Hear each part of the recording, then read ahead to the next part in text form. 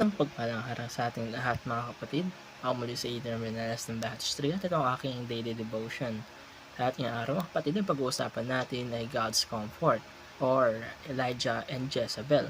At ang ating scripture ay mula sa 1 Kings chapter 19.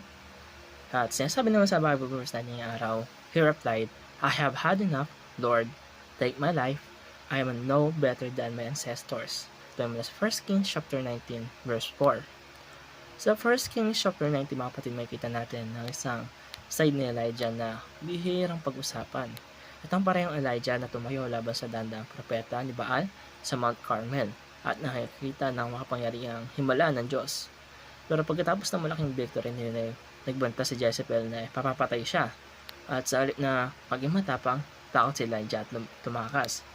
Pagod na pagod siya physically, emotionally, at spiritually. Umabot siya sa punto na sinabi niya sa Diyos na I have enough. Marami sa atin ng mga dito mga kapatid na may mga panahon na parang okay naman tayo kahapon, pero ngayon pakaramdam natin na ubos na tayo. Sa pagkatapos natin ng isang malaking achievement o stressful na season, dumarating ng matinding pagod, anxiety o discouragement. Ang kagandahan dito mga kapatid, ay kita natin sa kwentong ito ay hindi pinagalitan ng Diyos si Elijah. Hindi sinabi ng Diyos na bakit ka natatakot o dapat mas malakas ang faith mo. Sa halip, binigyan muna siya ng Diyos ng pahinga, pagkain at tubig. Pinapakita nito na naiintindihan ng Diyos ang ating pagiging tao. Alam niya kapag pagod tayo, alam niya kapag overwhelmed tayo. Hindi minsan ang kailangan natin ay hindi lecture kundi comfort.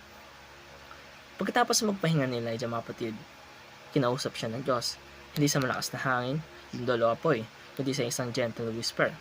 Pinapakita nito na madalas ang boses ng Diyos ay hindi maingay sa gitna ng ating stress at takot.